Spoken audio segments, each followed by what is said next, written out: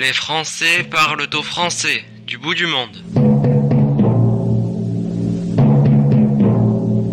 Amis auditeurs, bonjour. Pour cette 6e émission des Français qui parlent aux Français du bout du monde, nous avons choisi de rappeler quelques belles pages d'histoire avec l'un des plus grands d'entre eux qui n'a pas hésité à aller lui aussi au bout du monde avec son bâton de pèlerin.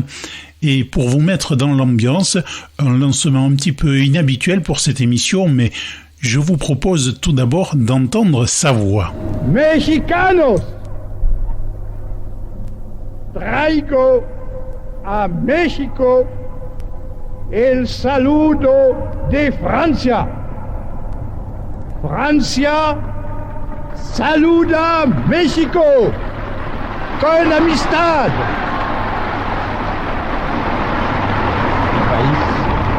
Francia saluda México con amistad. Mi país, ardiente, soberano y libre, está traído por el vuestro libre, soberano y ardiente. No existe ninguna doctrina, ningún pleito, ningún interés que nos oponan. Al contrario, muchas razones nos convidan a acercarnos.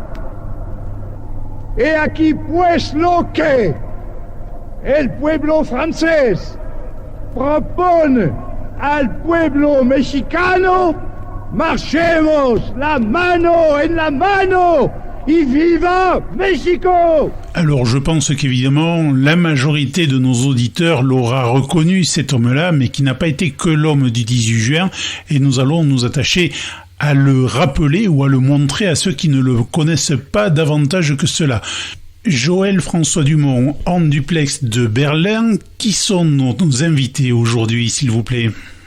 Bonjour Jean-Michel. Que de souvenirs, on vient d'entendre la voix du général de Gaulle, qui n'a pas été que l'homme du 18 juin. Que de souvenirs donc, et après cette déclaration en espagnol devant le palais sur la grande place de Mexico, Zócalo, la place de l'indépendance, qui était noir de monde, un certain 16 mars 1964, donc le général de Gaulle parlait à la foule mexicaine, près d'1 million de personnes. Nos trois invités pour en parler: un jeune philosophe, Julien Pamplot, qui est la Fondation Charles de Gaulle, découvrira la politique du général de Gaulle avec son épouse Hélène à la Fondation. Ils vont se lier d'amitié avec Michel Onfroy, à qui ils vont consacrer un livre, Entretien avec Michel Onfroy. Michel Onfroy, un monument dans notre profession. 2 doctorats, polyglotte, correspondant pendant 8 ans à Washington puis à Rome, en Amérique latine, rédacteur en chef à TF1. Il est l'un de ceux qui auront suivi de près le général de Gaulle de l'ORTF à TF1. Michel était aussi un ami pour plusieurs d'entre nous. Pour les auditeurs et téléspectateurs, il restera cette voix qui, hélas, s'est éteinte il y a 2 ans.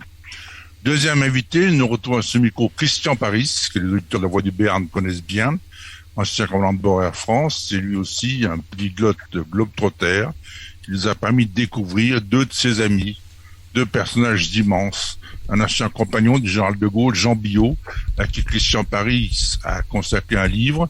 Nous avons eu le plaisir d'entendre ici. Le second, un autre homme tout aussi exceptionnel, le père Pedro Opeca, qui a créé 18 villages en Afrique et sauvé de la misère 400 000 jeunes malgaches en 20 ans, qui était à ce micro il y a une quinzaine de jours. Notre troisième invité est un confrère béarnais, Gilles Brochard, journaliste et écrivain. Lui aussi a été dans le vaste monde. Le père de Gilles a fait partie de ces diplomates d'élite qui ont porté la politique du général de Gaulle. Il a été longtemps le chef de cabinet de Maurice Couve-Murville, un fidèle parmi les fidèles. Après divers postes d'ambassadeur, le père Gilles Brochard deviendra président du Monde des Français de l'étranger. Donc, après avoir présenté nos invités, Jean-Michel, vous en doutez, il n'est pas question de traiter ici en 1 heure la politique étrangère du général de Gaulle, qui a été entièrement fondée sur l'indépendance nationale. Une politique poursuivie avec opiniâtreté, étape par étape, et mise en œuvre par des diplomates endurcis. Le général, vous vous en souvenez, ne s'entourait pas de médiocres. Alors, si vous me donnez 1 minute pour résumer l'action du général de Gaulle en 11 ans, après son retour aux affaires en 1958, je dirais que l'objectif majeur poursuivi par le général n'a jamais dévié: faire en sorte que la France retrouve son rang. le rang. C'est ainsi qu'il nommera dans ses mémoires de guerre le chapitre consacré à la politique étrangère qu'il mettra en œuvre une fois la France libérée. La première étape, en 1958, supposait un renouveau urgent et prioritaire à la fois des institutions, après la débâcle de la 4e République. Avec Michel Debré et son équipe, le général installé à Matignon va donner en 6 mois à la France une constitution avec des institutions solides qui aboutiront à la création de la 5e République et à l'élection d'un président de la République au suffrage universel. Une fois élu président, le général s'attaquera depuis l'Élysée avec un gouvernement de choc au renouveau économique du pays en lançant une véritable politique à la fois de modernisation et d'industrialisation sans précédent, non sans avoir auparavant rétabli la stabilité de sa monnaie. Ce sera la première grande rupture. Ce plan militaire, ce sera la deuxième grande rupture. Le général de Gaulle va créer une force de dissuasion nucléaire et retirer la France du commandement militaire intégré de l'OTAN. Plus jamais la France ne pourra impunément être envahie comme elle avait été. La France entend désormais être maître de son destin. Avec ces deux ruptures, la politique de grandeur de la France prend rapidement forme. À l'intérieur, avec la création d'un État stratège et planificateur. À l'extérieur, avec l'adaptation et l'alignement par la France pour la première fois de son histoire de sa politique étrangère et de sa politique de défense. La France parle désormais d'une seule voix. Après avoir posé le socle et la Constitution de 58 et les institutions, en 1960, le général de Gaulle lance la décolonisation de l'Afrique noire, tout en y maintenant l'influence française en une communauté française. Il renoncera à l'Algérie française, malgré l'opposition des pieds noirs et des militaires qui, pourtant, avaient favorisé son retour au pouvoir. En 1962, il mettra fin à la guerre d'Algérie, qui n'avait que trop duré, et l'Algérie deviendra indépendante. En politique étrangère, Général de Gaulle entendait défendre l'indépendance nationale, préconisant une Europe des nations qui irait de l'Atlantique à l'Oural, tandis qu'avec le chancelier Adenauer, il poursuivait une très active réconciliation franco-allemande. Il amorce en Europe une rupture avec le fédéralisme européen. Après avoir maintes fois condamné le partage du monde organisé sans la France à Yalta, Jean opposera un veto à l'entrée du Royaume-Uni dans la communauté européenne. Il soutiendra le Québec libre, condamnera la guerre du Vietnam et regrettera la Chine communiste. Voilà très brièvement résumé les grandes lignes de sa politique étrangère. Mais ce que l'on oublie de dire, ou ce que l'on connaît moins, c'est que le général souhaitait retrouver, avec d'un côté les pays situés en Europe derrière le rideau de fer, la qualité des relations qui existaient avec la France avant 1940. Même chose avec l'Amérique latine. Il serait donc y avoir de chasse gardée américaine ou soviétique. Après cette introduction, nous allons débattre aujourd'hui de cette volonté de retrouver des pays avec qui la France avait des liens culturels anciens et très forts. De la grande tournée en Amérique latine que Général de Gaulle va entreprendre du 21 septembre au 16 octobre 1984. 25 jours, jamais avant lui, un président français n'effectuera un tel déplacement et pas davantage après lui d'ailleurs. Pour en parler, donc nos invités sont là pour justement apporter des éléments pour développer ceci.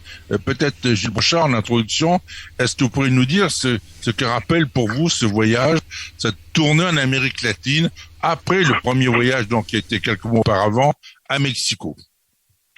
Ben d'abord, vous avez dit une chose importante. En 64, c'était la volonté du général d'affirmer la politique d'indépendance nationale. C'est un mot d'ailleurs qui est un petit peu inusité aujourd'hui. Aujourd'hui, on parle de souveraineté, on parle de souverainisme, mais c'est la même chose en fait.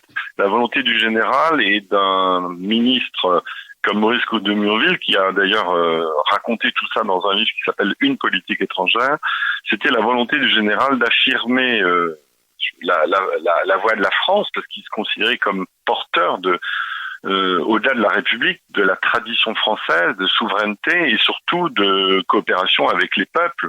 Alors il faut savoir aussi que on était en pleine guerre froide. Enfin, il y a beaucoup d'éléments qui concourent au fait que le général de Gaulle, quand il a voulu s'attaquer à l'Amérique latine, c'était aussi voir tous ces pays qui étaient un petit peu en rébellion avec les États-Unis. Donc c'était affirmer une politique d'indépendance, une politique commerciale aussi, il faut le dire, réaffirmer la dissuasion nucléaire, puisque, comme vous le savez, évidemment, il n'y a pas d'indépendance sans dissuasion nucléaire, et montrer que la France était l'égale de ces pays-là. Et alors, quand il s'adresse au Mexique, c'est vrai qu'on a toujours une histoire particulière avec le Mexique, comme avec l'Argentine. Le général avait par principe de s'exprimer dans la langue dans laquelle du pays dans lequel il se trouvait. Il apprenait par cœur ses discours dans les salons de l'Élysée. On le sait, ça aussi. Il répétait beaucoup. Chaque mot avait une importance. La langue, la sémantique, la grammaire pour lui était très importante. Et je pense que le général de Gaulle avait une vision, je dirais presque universelle, de la langue française à l'étranger, évidemment, et surtout dans des pays qui étaient anglophones ou hispanophones. D'ailleurs, faut regarder aussi quand il s'habille en militaire ou pas, ou en civil, ça joue un rôle important, tout ça. Le protocole a toujours joué un rôle très important autour du général, parce que la France, lui, il considérait que la France était un pays qui devait affirmer sa voix. Voilà. Alors le Mexique, l'Argentine, ce sont deux pays phares où les Français étaient présents, déjà beaucoup. On le sait que comme vous l'avez dit, depuis le XVIIIe siècle, les Français étaient beaucoup en Argentine, évidemment. Je pense qu'il y avait aussi une volonté chez les dirigeants de ces pays, c'était d'accueillir le général, parce qu'ils considéraient justement que le général était un porte-drapeau des pays dans lesquels il passait. Alors, le prestige de la France, il est tout particulièrement vif dans le domaine culturel. La langue française, vous venez de le dire, mais aussi les idées politiques, les idées sociales, les idées philosophiques, la littérature étaient connues et appréciées des élites en Amérique du Sud. Mais il y a autre chose. Des 400 comités qui se formèrent de par le monde en 1940, quand Paris est tombé, 300 naquirent en Amérique latine. L'émoi provoqué par la défaite française se lit dans le nombre de communiqués qui naquirent à l'époque, 40 en Argentine, 42 au Chili, 35 en Colombie, 18 au Brésil. Georges Bernanos, témoin et dénonciateur de la barbarie franquiste dans les îles Baléares, adressant au monde plusieurs textes mémorables sur l'avenir du monde et de la culture après la chute de Paris. Et n'oublions pas encore un autre élément qui est peu connu des Français, c'est que les ambassadeurs sud-américains en 40 ont quitté Paris. Il n'y avait plus d'ambassadeurs sud-américains à Paris, y compris du Mexique. Et ceux-là, d'ailleurs, ceux qui restaient, se sont retrouvés en prison en Allemagne. Voilà. Donc c'était quand même des éléments à rappeler parce que, là encore, ils ne sont pas connus du public. Il y a un élément aussi auquel il faut penser. Vous savez que De Gaulle avait à sa droite Malraux et d'une certaine manière à sa gauche François Mauriac. Et il y avait un troisième homme qu'il aurait aimé récupérer et qui, lui, avait vécu évidemment pendant toute la guerre au Mexique, c'est Georges Bernanos. Et ça a été, vous savez, il y a des lettres, il y a eu un échange de lettres entre le général de Gaulle et Georges Bernanos au sujet justement de la place de Bernanos, son retour éventuellement en France. Et De Gaulle a été très déçu que Bernanos ne le rejoigne pas après, disons, en 58. Mais il sait très bien que Bernanos a été un grand étendard. Ça a été quand on lit ces textes magnifiques pendant la guerre, il savait qu'il avait un appui du côté de l'Amérique latine qui partait justement du Mexique et qui a fait beaucoup d'émules d'ailleurs. Christian Paris, vous êtes vous-même, vous avez été commandant de bord pendant de longues années à Air France, vous avez été dans tous ces pays d'Amérique latine et qui sont vraiment pour certains le bout du monde. On a vu le Chili la semaine dernière avec ce qu'a pu nous dire Aude Argouze. Quand on est au Chili, on a l'impression d'être vraiment au bout du monde. Et s'il n'y a pas d'avion, on sait comment on peut rentrer en France. C'est le seul lien pratiquement. Donc vous qui connaissez ces pays, quelle est l'impression que vous avez ramenée de tous vos voyages en Amérique latine? L'image du général de Gaulle y est absolument intacte. Elle a même pris une dimension supplémentaire à la mesure du mythe. Vous savez que les mythes embellissent l'histoire. Ce qui est reconnu au général très spontanément en Amérique latine, et beaucoup moins finalement dans le monde occidental, c'est qu'il a été le chantre, le porte-parole des pays qui étaient en quête de leur indépendance. J'aimerais beaucoup un jour entendre certains dirigeants politiques français reconnaître ça, mais c'est vrai que si M. Mélenchon reconnaissait que le général de Gaulle a été le chantre des pays qui recherchaient leur indépendance, il mettrait à mal son fonds de commerce. Mais quand on prend du recul et on regarde les interventions géopolitiques du général, vous avez parlé bien sûr de l'Amérique du Sud, tous les pays de l'Est, parce que le général avait un souci, c'était de minimiser les deux grandes influences bipolaires qui s'exerçaient dans le monde, les Américains en Amérique du Sud et les Russes dans les pays de l'Est. Et il y a un troisième continent qu'il ne faut pas oublier, c'est l'Asie, où le général de Gaulle a encore une image extrêmement forte. Il ne faut pas oublier deux événements qui ont été très importants dans l'histoire de la planète. C'est le discours de Phnom Penh le 31 août 1966, où 7 ans avant la fin de la guerre du Vietnam, le général a donné une leçon de géopolitique aux Américains et leur a expliqué comment tout ça allait se terminer. Et le deuxième marqueur de cette incroyable influence qui est responsable de tout le respect dont jouit le général aujourd'hui, c'est la reconnaissance de la Chine communiste, qui a été un grand marqueur de la structuration future du monde. D'ailleurs, c'est après la conférence de presse du 31 décembre 1964 que De Gaulle a lancé sa politique Amérique latine avec un voyage 3 mois plus tard au Mexique. Et 6 mois plus tard, donc, il s'est rendu dans 10 pays. Il a fait une tournée considérable pendant 25 jours. On n'imagine pas aujourd'hui un chef de l'État français partir 25 jours. Cela pour moi qu'à l'époque, il y avait un Premier ministre qui était là pour faire son travail, il y avait un gouvernement qui gouvernait, il y avait un pays solide. On imagine mal aujourd'hui, ou même depuis 15 ans, un président de la République s'en allait comme ça. Le paradoxe, mon cher Joël François, c'est que si il peut arriver qu'un président de la République contemporain s'absente 3 semaines, le problème, c'est que personne s'en apercevrait. Oui. Alors, on va revenir à cette présence française en Amérique latine. Et je propose de réécouter la voix de notre ami Michel Ancefrol.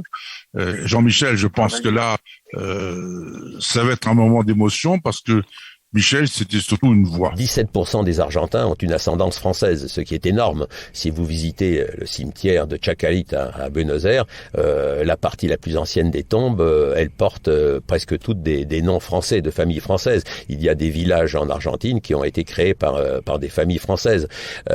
Et au Chili, c'est la même chose. À la fin du 19e siècle, le Chili a fait appel à des centaines et des centaines de Français pour développer. Il a fait appel en même temps à des Français et à des Allemands, ce qui explique d'ailleurs que le Chili soit en meilleur état économique peut-être et n'ait pas les crises de corruption que l'on connaît dans des grands pays comme l'Argentine et le Brésil, parce que la base de la population chilienne comporte une très forte influence française et allemande. Alors l'allemande, on a pu parler évidemment du mauvais côté que la présence allemande pouvait provoquer, mais enfin la présence française au Chili est très importante. Évidemment là aussi il y a eu, si je puis dire, l'aspect un peu défavorable, c'est que Augusto Pinochet était d'origine française, mais que la présidente qui vient de terminer son mandat il y a quelques mois, Michelle Bachelet, ses grands-parents étaient français. Et que moi je pensais, lorsque j'ai vu Michelle Bachelet élu, qui représentait le centre-gauche chilien, j'ai pensé que la France allait vraiment en profiter pour mettre les bouchées doubles et développer ses relations avec le Chili. Malheureusement, il n'en a rien été, alors que Michelle Bachelet a encore de la famille en France, mais je pense qu'on n'en a pas vraiment profité pour développer les liens entre la France et le Chili. Or, le Chili, depuis une quarantaine d'années, c'est l'exemple même d'un pays dynamique, mais qui s'est tourné beaucoup plus vers les États-Unis et qui a abandonné pratiquement ses relations avec l'Europe occidentale. Alors qu'avec la présence de Michelle Bachelet, on aurait pu peut-être aboutir à un retournement de choses. Comme cela s'est passé en Argentine avec Alfonsine et avec son ministre des Affaires étrangères, qui en plus était marié à une Française, ou comme ça s'est passé au Brésil avec le président Cardoso, qui lui avait fait toutes ses études et qui avait même, je crois, un doctorat de l'Université de Paris. Donc on n'a pas su profiter de tous ces aspects positifs. Quand on voit la présence française au 19e siècle et les milliers de familles françaises qui se sont installées dans des pays comme l'Argentine, l'Uruguay, le Chili, voire le Brésil également, on n'a pas su profiter de cette implantation française. En plus, quand on voit la fermeture de tous les lycées, de tous les centres culturels, l'Alliance française, parce qu'on n'a plus de moyens, pratiquement à l'étranger, particulièrement cette région, c'est dur. Ah bah écoutez, les dernières alliances françaises dynamiques qui existent encore en Amérique latine sont celles du Brésil, enfin où il y avait encore il n'y a pas longtemps des milliers d'élèves élèves à Brasilia, à Rio de Janeiro, à São Paulo. Celle de la ville de Mexico aussi est assez importante. Celle de Buenos Aires ou de Montevideo a beaucoup baissé. Là, ça m'a vraiment fait la peine lorsque j'y suis allé il y a pas très longtemps. À Buenos Aires en 1985, il y avait uniquement pour le Grand Buenos Aires, il y avait 32 000 élèves à l'Alliance française de Buenos Aires. 32 000 élèves. Eh bien, maintenant, il n'y en a plus que 5 ou 6 000.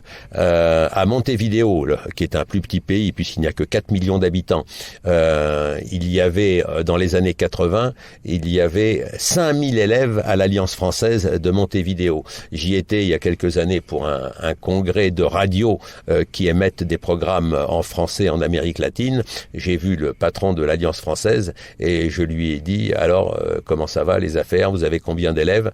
Et 15 ans plus tôt, il y en avait 5 000. Aujourd'hui, il y en a moins de 500. Mais ça, alors, ce n'est pas étranger au fait que le président, à l'époque de la République uruguayenne, à partir du moment où on ne lui avait pas permis d'entrer en France parce qu'il n'avait pas de visa, il ait pris ses mesures de rétorsion. Donc là, il y a aussi une raison un peu différente. Gilles Brochard, vous devez réécouter la voix de Michel. Oui. À quoi ça vous fait penser tout ça? Écoutez, d'abord c'est très émouvant parce que Michel, d'abord je voudrais dire une chose. Michel, pour moi, je vais raconter une petite anecdote mais qui est révélatrice. Quand j'avais une quinzaine d'années, mon père m'avait offert justement un disque qui représentait les plus grands discours du général de Gaulle, dont le fameux discours de Phnom Penh et de Mexico. Et c'était Michel Ancfrol qui commentait, qui faisait la liaison de chaque discours en recitant, en contextualisant, comme on dit dans le journalisme, ces discours qui étaient symboliques parce qu'il y avait toujours une portée extraordinaire à la fin. Donc pour moi, Michel Ancfrol, c'est une voix. C'est une voix parce que c'est quelqu'un qui portait avec lui des idées, des sentiments. Et puis quand on sait qu'il s'est engagé au RPF à 15 ans, d'ailleurs on l'avait refusé quand il a voulu s'inscrire parce qu'il était trop jeune, il a d'une certaine manière mêlé ces deux passions, sa passion du gaullisme, le mot est peut-être fort, mais à travers les idées du général de Gaulle, qui pour lui était porteur de liberté. Il ne faut pas oublier que c'est de Gaulle qui a rétabli les libertés publiques en France dès 1944. Et ensuite, son amour du journalisme, cette façon de transmettre ce qu'il voyait, ce qu'il chérissait, sa vocation d'homme public au sens propre. Un journaliste, il y a un côté public, c'est-à-dire qu'on va chercher l'information, on la recrache après, on la redistribue. Et donc, dans ce qu'il dit sur son amour de l'Argentine, on le sait, de l'Amérique latine en général, d'ailleurs je crois qu'il a même reçu une des plus belles décorations d'Argentine de la ville de Buenos Aires, c'est ça. Et moi, je l'ai fait venir plusieurs fois. Vous savez que je donne des cours dans une école de journalisme, le SJ Paris, la plus ancienne au monde d'ailleurs, avant celle des États-Unis. Et il a toujours accepté pour parler aux étudiants. Et il parlait sans notes pendant 1h30, aussi bien du pouvoir de la presse après la Libération, par exemple. Je me souviens d'une conférence où il racontait aux étudiants quel était l'état de la presse en 1944. Et aussi bien que, évidemment, faire visiter la Fondation Charles de Gaulle, qui est une fondation, l'Institut Charles de Gaulle devenu la fondation, comme vous le savez, Charles de Gaulle rue de Solferino. Et il nous recevait toujours dans la bibliothèque. Il nous asseyait, les étudiants écoutaient. Et là, il captait l'attention des étudiants, même ceux qui n'étaient pas forcément intéressés au départ. Il captait son attention. Pourquoi? Parce qu'il avait le sens de la narration. Il racontait des histoires comme on dit des contes. Je pense que vous avez été témoin de ça aussi. Et il allait à l'essentiel en mettant des détails importants avec une mémoire extraordinaire, notamment sur les dates. C'est ce qu'on apprend aux étudiants qui ne connaissent plus les dates aujourd'hui. Les dates, ce sont des repères dans l'histoire.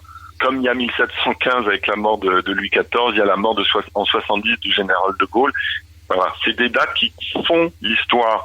Et Michel Ancfrol avait cette permanence de l'histoire en tête.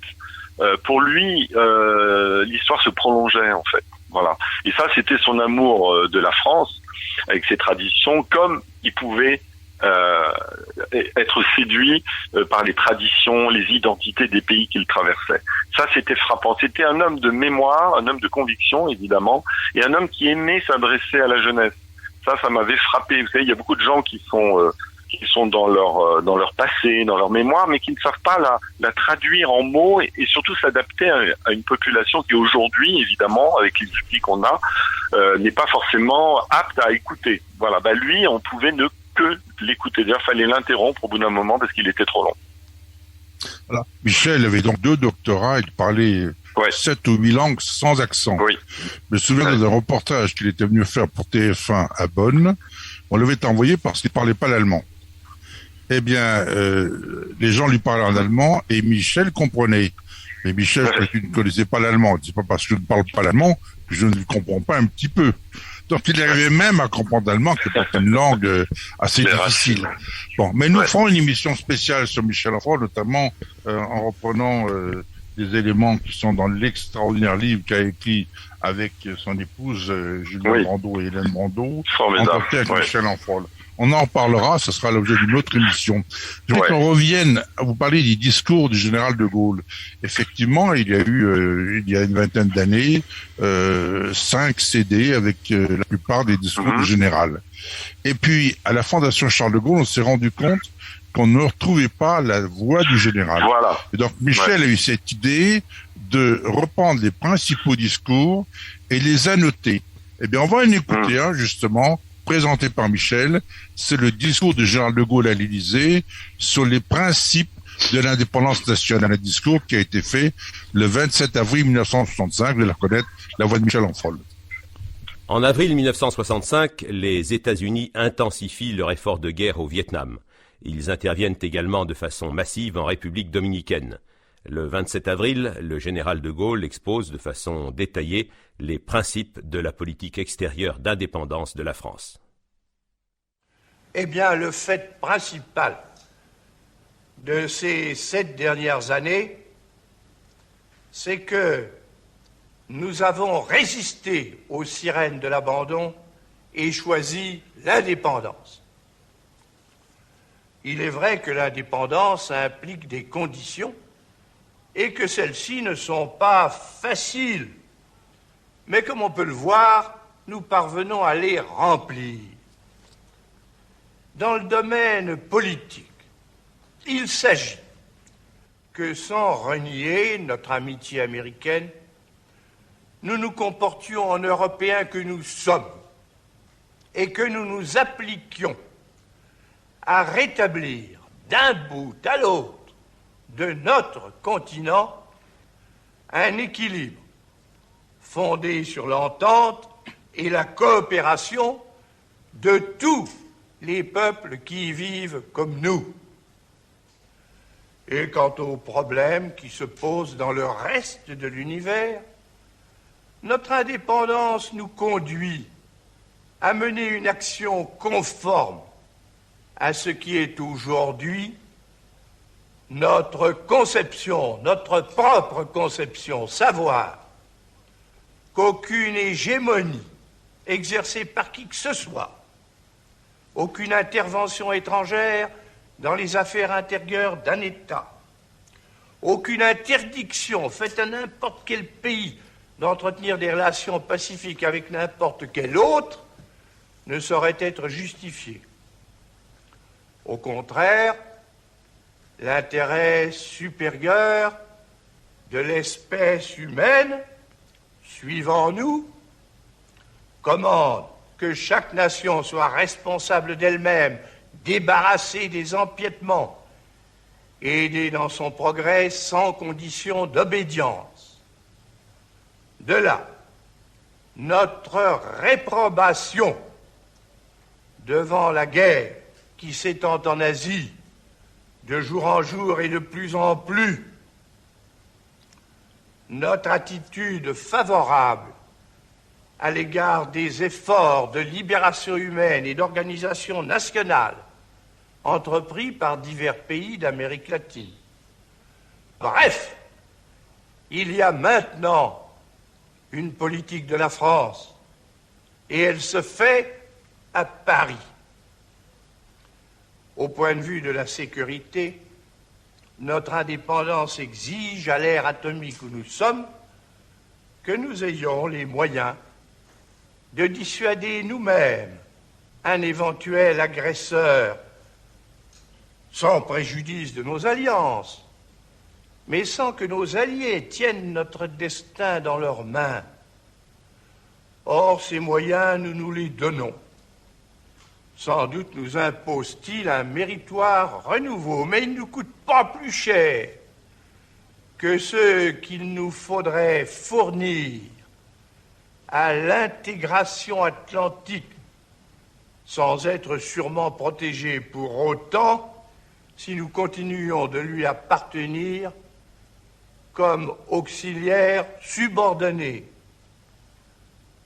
Nous en venons au point où aucun État du monde ne pourrait porter la mort chez nous sans la recevoir chez lui, ce qui est certainement la meilleure garantie possible.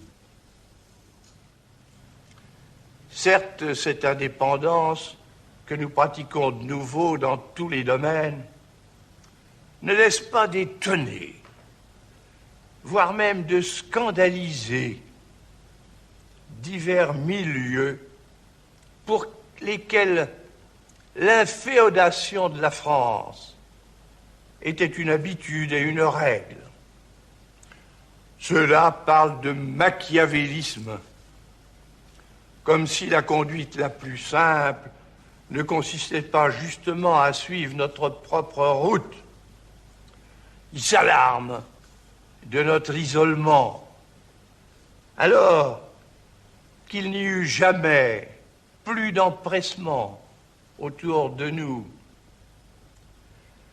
D'autre part, le fait que nous avons repris notre faculté de jugement et d'action à l'égard de tous les problèmes semble parfois désobliger un État qui pourrait se croire, en vertu de sa puissance, investi d'une responsabilité suprême et universelle. En somme, si grand que soit le verre que l'on nous tend du dehors, nous préférons boire dans le nôtre tout en trinquant aux alentours. Voilà, donc on vient d'entendre que le général de Gaulle rappelait les principes de l'indépendance nationale. Quand on écoute ces propos, Gilles Brochard, on retrouve ce que vous disiez tout à l'heure chez Michel Ancol, cette volonté d'aller dans les lycées, dans toutes les écoles de France pour expliquer le sens, la démarche du général de Gaulle, pourquoi cette politique, pourquoi nous avions subi en 40 ce désastre, pourquoi il fallait que la France ait des institutions fortes, pourquoi il fallait que la France ait une défense forte, pourquoi il fallait que la France compte sur elle-même. Et Michel avait également d'autres cordes à son arc. Et là, on retrouve, je pense, un domaine qui est cher à Jean-Michel, c'est la musique. Moi, un jour, j'étais stupéfait. Chaque fois que je voyais Michel, j'apprenais quelque chose de nouveau. Et un jour, il me parlait toujours du tango. Alors, moi, le tango, moi, bon, c'était... Et il était devenu le patron de la station Radio Latina à Paris, où il était bénévole, et pendant 10 ans. Et chaque samedi matin, il faisait une émission spéciale tango. Et un jour, je suis allé l'écouter à 10h du matin avec lui dans le quartier latin, parler de tango. C'est-à-dire qu'on se devait donc, comme Jean-Michel le voulait, écouter une grande actrice argentine, considérée comme une des plus grandes chanteuses d'Amérique latine, l'amie de Michel Ancol, Susanna Rinaldi, que nous espérons voir bientôt ici sur cette antenne.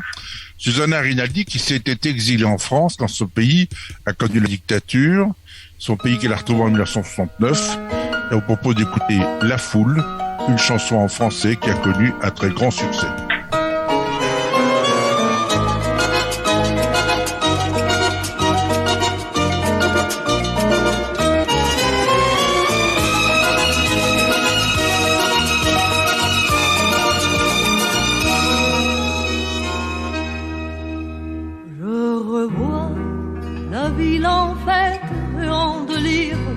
Suffocant sous le soleil, sous la joie, j'entends dans la musique les cris, les rires qui éclatent, rebondissent autour de moi. suis perdu parmi ces gens qui me bousculent. Étourdi, sans pareil, je reste là. Quand soudain je me retourne, il se recule. Et la foule vient me jeter entre ses bras. Emporté par la foule qui nous traîne, nous entraîne écrasés l'un contre l'autre. Nous ne formons qu'un seul corps. Et les flots sans effort nous poussent en chaîne l'un et l'autre. Et nous laissent tous deux épanouis et livrés. Entraînés par la foule qui s'élance et qui danse, une folle farandole, nos deux mains restent soudées. Et parfois soulevés, nos écrans balancés s'envolent. Et retombent tous deux, épanouis et livrés.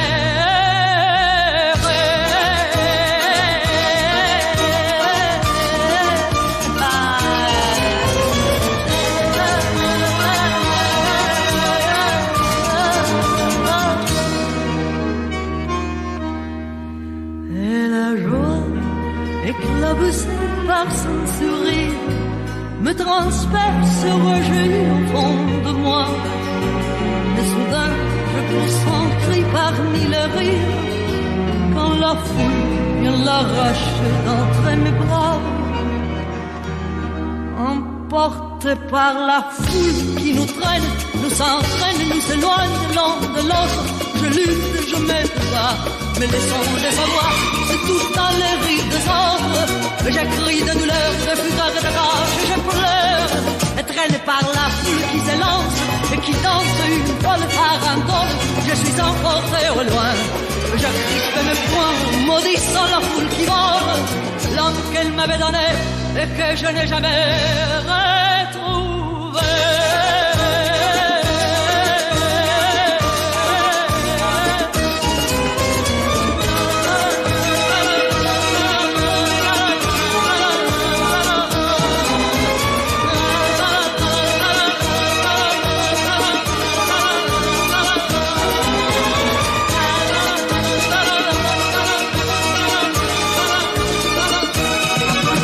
Alors Gilles Brochard, quand vous entendez une Argentine, même d'origine italienne, chanter aussi bien en français, ça vous rappelle l'Argentine, vous connaissez bien, et c'est le lien qu'il y a entre l'Argentine et le Béarn. Voilà. Alors moi je connais les liens, je connais pas bien l'Argentine parce que je suis humble à côté de Michel Ancfrol évidemment, j'ai encore de la famille là-bas, beaucoup de cousins, de petits cousins, enfin qu'on grandit maintenant, qui étaient des cousins du côté de ma grand-mère, donc qui à Pau était critique musicale, mon grand-père était médecin. Alors lui, il était lyonnais, fait des études à Paris, mais elle était de Bayonne, et ils ont épousé le Béarn, et toute la famille a épousé le Béarn en fait. Et tous ces petits cousins du Béarn sont partis en effet là-bas. Alors ce qui est extraordinaire pour Michel Ancfrol, c'est qu'il avait le tango dans le sang, et même sa fille Anne me disait, je l'ai jamais vu danser le tango, mais elle m'a dit mon père dansait formidablement bien le tango. Il pouvait même enseigner le tango à des Argentins, à ceux qui ne le connaissaient pas. Vous voyez ce que je veux dire? Et il avait toujours il ne perdait jamais une occasion d'assister à un festival de tango à Paris ou ailleurs. Et il avait en effet une collection de disques, dont Susana Rinaldi évidemment. Et c'est un homme qui était extrêmement complet. Quand il y avait un match de boxe ou un match sportif, Michel Ancfrol était capable d'être un commentateur sportif également. Incroyable. Il était capable de tout faire. Il avait commenté quand même. Moi, je l'avais écouté petit. C'est lui qui avait commenté les premiers hommes sur la Lune quand même. Hein. Moi, j'ai vu ça dans une ferme où ma mère nous avait loué pendant un mois. On avait loué là pour les vacances et on avait tout interrompu pour regarder à la télévision. Évidemment, à une heure assez indue, l'alunissage. Et c'était Michel avec cette voix de stentor qui racontait ça, lui qui était directement là-bas. Ils étaient deux, effectivement, c'est un document, parce que ça a été le premier direct mondial qui a été fait en direct du Texas. Et chose curieuse, il y avait à TF1, à l'époque où j'étais moi-même à la rédaction avec Michel Ancfrol, il n'y avait que 2 journalistes qui étaient capables de faire du direct sans papier. Et l'un des 2 était Michel Ancfrol. Et l'autre, on ne le voit plus maintenant, on entend sa fille toujours sur TF1, mais c'était un garçon aussi extraordinaire également. Mais nous parlons de tout ça, on parlera de Michel prochainement. Je voudrais simplement dire le lien entre Béarn... Son point commun avec le général de Gaulle, c'est qu'ils avaient tous les deux une extraordinaire mémoire. Voilà, ça faut le dire. Oui, absolument. Bon. Alors, nous avons parlé du Béarn, nous avons parlé de l'Amérique latine. Nous allons revenir en Amérique latine pour écouter le discours du général de Gaulle à Buenos Aires devant la faculté de droit. J'ai parlé des conditions de la réussite nationale. La première est évidemment une affaire de capacité des personnes et des équipes, sous l'impulsion de la science et la règle de la machine. La civilisation moderne change complètement la condition matérielle de l'homme, mais il y faut un effort de recherche scientifique, un déploiement technique, une organisation économique qui imprègne nécessairement l'enseignement et avant tout à son degré supérieur. Bien entendu, votre université adapte ses disciplines à mesure de cette transformation profonde. Mais comme rien ne procède que de l'esprit et que celui que Dieu nous a donné forme un tout, vous vous gardez, à juste titre, de négliger les fondements même de l'humanisme, que sont la philosophie, les lettres et le droit. À cet égard, celui qui a l'honneur de vous parler au nom des Français peut vous dire que vous leur ressemblez fort. Vous leur ressemblez aussi dans la mesure où vous entendez que le progrès collectif de votre pays soit le fait et le profit de chacun de ses enfants. Nul ne peut douter que cette condition sociale et nationale soit une condition capitale. Faute de la remplir, une nation, en effet, ne peut établir chez elle la paix élémentaire qui lui est indispensable. Bien pire, elle s'expose à servir de champ de bataille aux deux idéologies opposées et par là de satellite à l'une ou à l'autre des hégémonies qui tentent à diriger l'univers.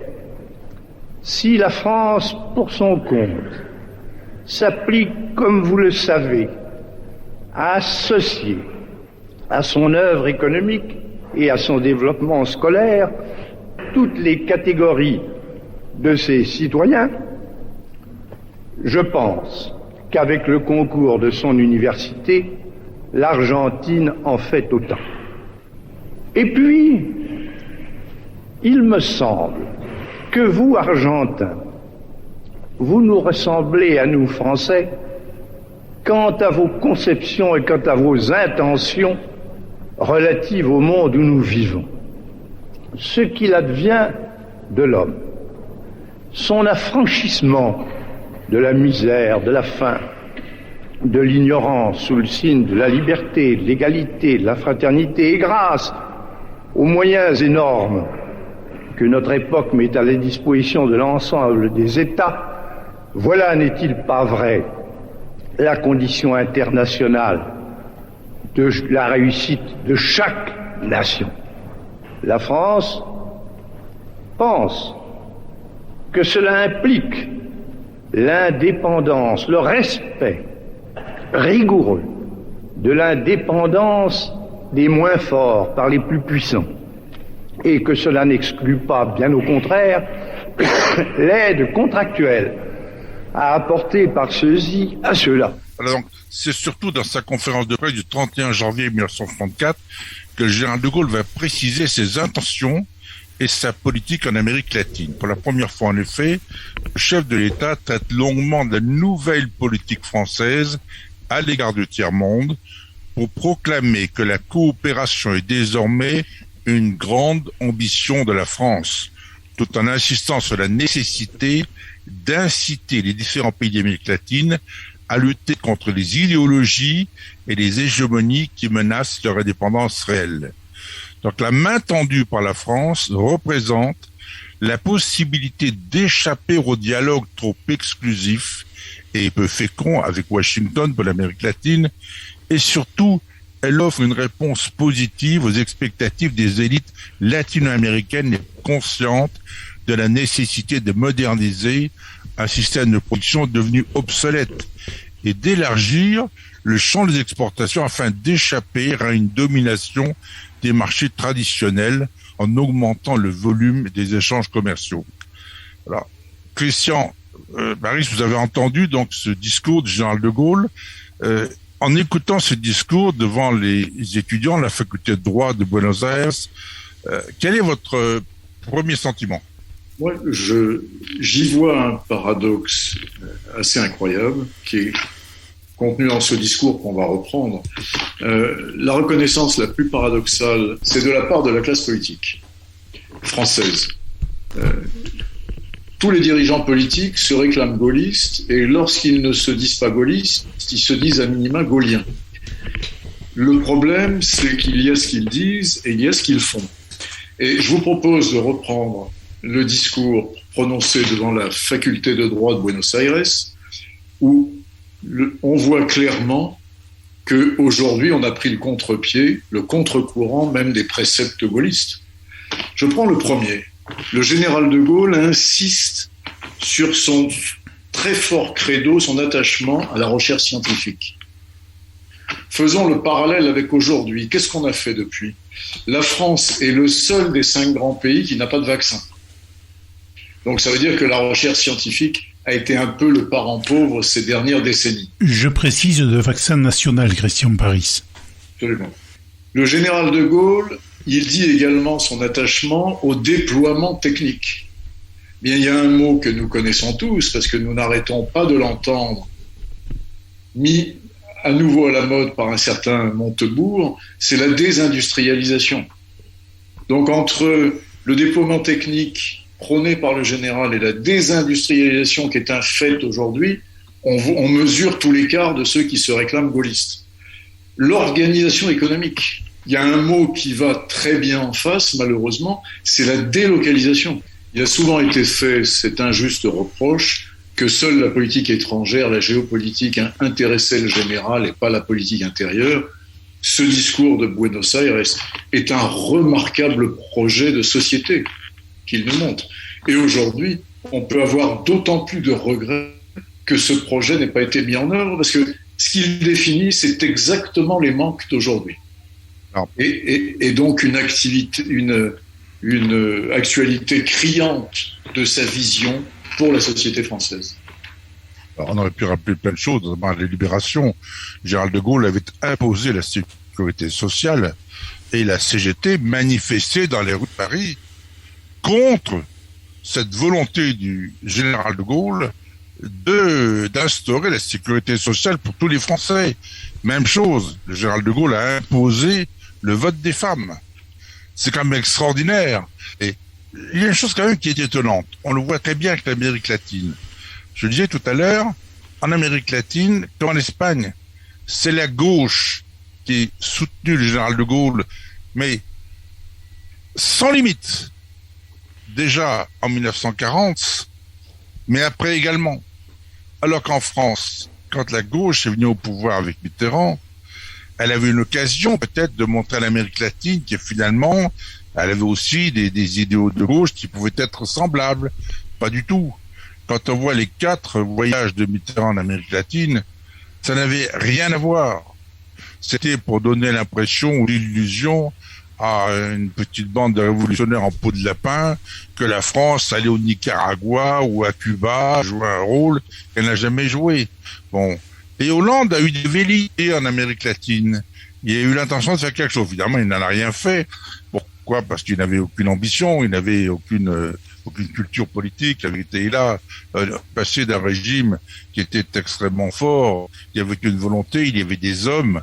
Et aujourd'hui, on le sait. Regardez, quand De Gaulle a créé l'ENA, quand De Gaulle a instauré à la Libération, le général De Gaulle, qui parlait beaucoup de de la Normandie, où les Alliés avaient débarqué sans la France, pour que la France soit occupée au même titre que l'Allemagne.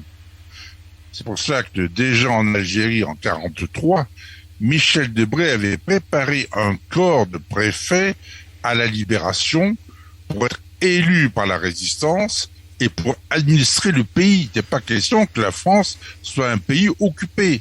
Pour ça, il a fait en sorte qu'il y ait une armée française qui participe au combat en Allemagne.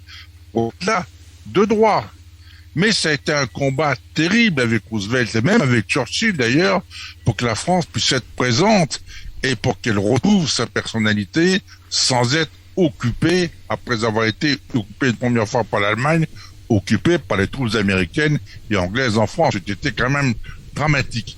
Donc, quand on voit cette époque, quand on voit le courage de cet homme, mais la volonté de tous ceux qui l'ont suivi, la Croix de Lorraine, le général de Gaulle, n'est pas seul à l'avoir porté. Le peuple de France, lorsqu'il est mort, l'a bien montré. Donc, il y a des gens qui laissent quelque chose derrière eux. Et effectivement, on le disait tout à l'heure, tout le monde a été, ou tout le monde sera gaulliste. Le problème, c'est qu'il y en a qui parlent de gaullisme tous les jours. Ils font le contraire. Quand je vois ce que le président Macron décide de supprimer l'ENA ou de la modifier pour qu'elle soit plus ce qu'elle est, en fait, il prépare un spoil system à l'américaine pour mettre des gens aux ordres. Même chose pour les préfets. Les préfets, c'est un grand corps de l'État. C'est eux qui font tourner la boutique dans les départements. Donc, c'est un métier, ça s'apprend. En même pas des politiques qui viennent là du jour au lendemain dans tel pays, parachutés pour accomplir les bases œuvres d'un gouvernement aux abois ou en manque de soutien politique. Bon, on n'ose pas parler des élections récentes, mais c'est quand même dramatique. Donc, on vit une autre époque. On a d'autres gens, pourtant c'est le même pays. Christian? D'une façon générale, je dirais que la préemption de son image aujourd'hui est une véritable imposture. Et revenons à ce qui était le cœur de sa vision pour le monde, d'une façon générale, pour la France, bien entendu, l'indépendance. Le général avait ce credo chevillé au corps, tous ses discours en sont empreints. L'indépendance sur tous les plans, énergétique, stratégique, nucléaire. Et il s'y est arc-bouté et il a dû faire souvent le bras de fer, plus qu'à son tour, avec les Américains, qui voulaient surtout pas de cette indépendance. Eh bien, si nous nous remettons en perspective des faits récents, et si je dis Alstom Énergie, est-ce que ça évoque quelque chose pour vous? Oui. Un fabuleux gâchis il y a à peine quelques années. Un gâchis, moi je suis plus sévère que vous, Jean-Michel. Trahison. Au-delà d'un gâchis, c'est une trahison envers la France. Tout à fait, oui. Donc Alstom, avec la complicité de hauts dirigeants, dont on va parler, il n'y a pas de sujet tabou, a été vendu sous la pression de la CIA, qu'il faut le dire, a organisé un traquenard pour mettre la main sur ce fleuron de l'économie française. Alors, pourquoi faire une fixation sur Alstom? Pour une raison très simple. C'est qu'Alstom a la maîtrise de la fabrication des turbines qui sont le cœur sensible de nos centrales nucléaires et le cœur sensible de nos sous-marins lance-engins.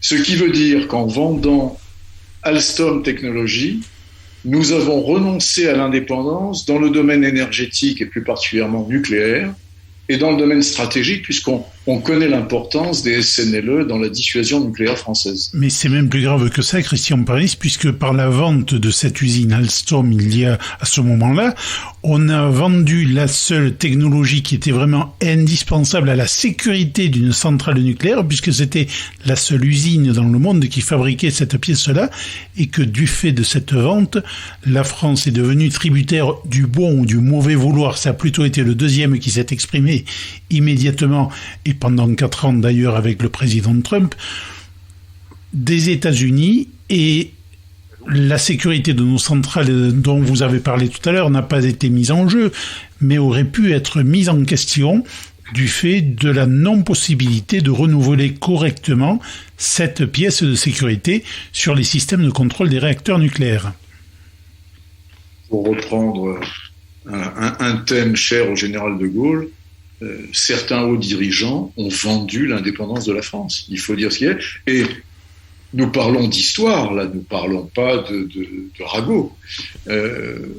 Monsieur Montebourg était ministre de l'économie, il était opposé à cette vente, et puis son successeur, lui, a été très favorable à cette vente. Son successeur, c'était un jeune ministre de l'économie et des finances nommé Emmanuel Macron, appelé à un destin ultérieur. Mais je ne fais pas de reproches claniques. Il faut savoir que dans ceux qui ont œuvré pour que cette vente fonctionne, il y a des gens qui sont prétendus gaullistes, comme M. Guémard et Mme Guémard.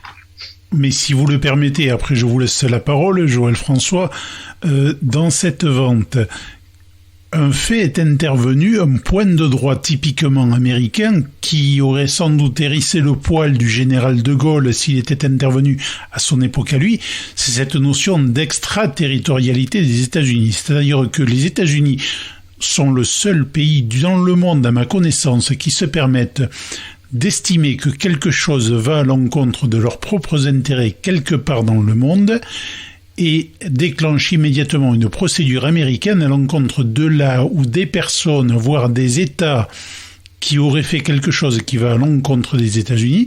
C'est ainsi que les dirigeants d'Alstom se sont retrouvés emprisonnés et interrogés, mis en cause dans une procédure typiquement américaine pour quelque chose qui, a priori, n'avait rien à voir avec des intérêts américains. Et c'est là le nœud de l'affaire Alstom. Monsieur Pierucci, qui était haut dirigeant d'Alstom, a fait 25 mois de prison. Ce qui a fait réfléchir Monsieur Patrick Cron, qui était le dirigeant d'Alstom, et qui l'a rendu plus flexible sur la suite du dossier. C'est typiquement une manœuvre de la CIA.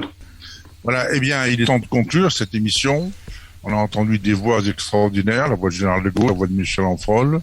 On a entendu des témoignages poignants, y compris les sciences que vous avez dit tout à l'heure, ne peut pas nous laisser indifférents. Bien, écoutez, un peu de musique, elle aussi, qui va nous rappeler un beau prénom, Mademoiselle Yvonne. On retrouve Susanna Rinaldi, mais cette fois en espagnol. Je préciserai avant d'écouter cette chanson, Joël, que ça n'est évidemment pas Yvonne de Gaulle, même si l'évocation est évidente, mais la Mademoiselle Yvonne dont il est question dans la chanson pour les non-hispanophones qui sont à l'écoute tenait une petite boutique à Montmartre au début de la chanson, et puis arrive un bel Argentin qui l'amène avec elle en Argentine avant de l'abandonner, et on la retrouve à la fin de la chanson quelques années plus tard, solitaire mais très estimée en Argentine. Mademoiselle Yvonne era una pebeta que en el barrio posta del viejo Montmartre, con su pinta brava de alegre griseta, ambientó la fiesta de aquel boulevard. Era la papusa del barrio latino que supo a los dandis del verso inspirar, hasta que un buen día cayó un argentino y a la francesita la hizo suspirar. Madame Yvonne, la cruz del sur fue como el signo. Madame Yvonne, fue como el signo de tu suerte, alondra gris, tu dolor me conmueve, tu pena es de nieve.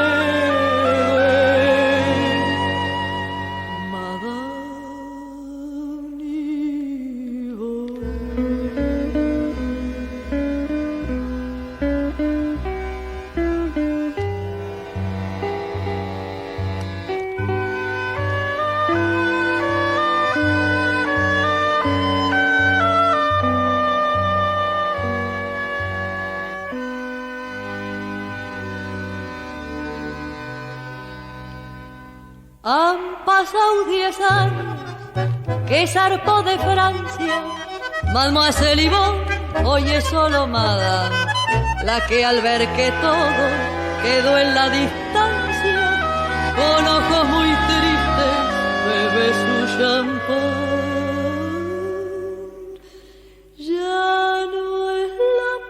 papusa del barrio latino ya no es la mistonga florcita de lis, ya nada le queda ni aquel argentino que entre tango y mate la alzó de París.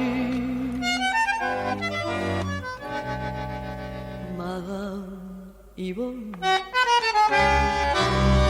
la cruz del sur fue como el signo. Madame Yvonne, fue como el signo de tu suerte.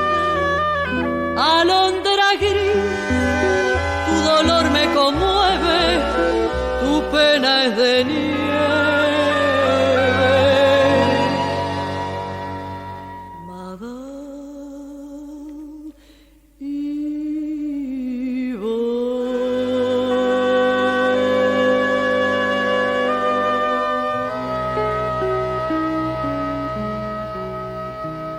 J'ajouterai, mon cher Christian Paris, qu'il est aussi question de la Cruz del Sur dans cette chanson, mais ça n'est pas la Croix du Sud de Jean Mermoz, puisque cette chanson est de 1933. J'apprécie la référence. Alors, nous sommes arrivés au terme de cette émission, évidemment trop courte pour avoir fait un tour d'horizon complet. Nous avons juste parcouru quelques belles pages d'histoire avec de belles anecdotes, des tranches de vie. Merci, messieurs. Nous avons entendu des témoignages extraordinaires et je pense que nous allons faire une émission, on n'a pas pu le joindre cette fois-ci, avec Julien et Hélène Brando pour parler de ce livre sur Michel Ancefort avec cette histoire à laquelle tout à l'heure Gilles Brochard a fait allusion.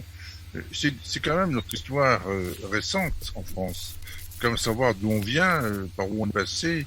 Hein, quand on voit la Constitution française, en 6 mois, De Gaulle a bâti une constitution avec ses équipes, des institutions. Il a pu se permettre de partir, et Dieu sait qu'à l'époque, il était allé en Amérique latine, alors qu'il y avait des menaces d'attentat contre lui.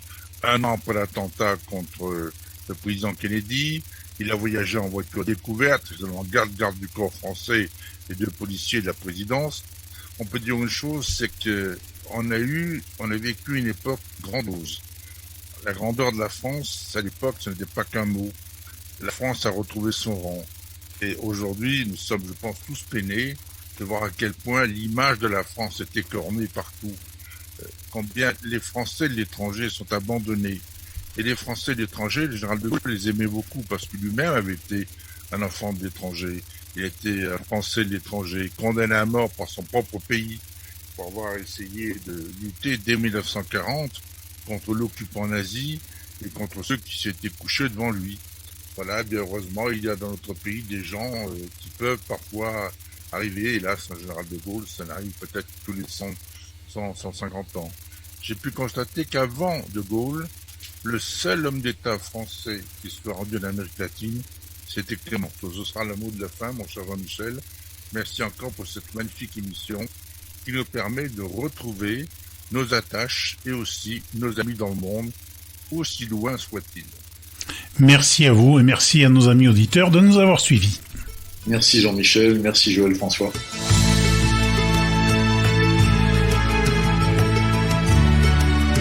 La Voix du Béarn, la radio qui donne aussi la parole aux Français du bout du monde.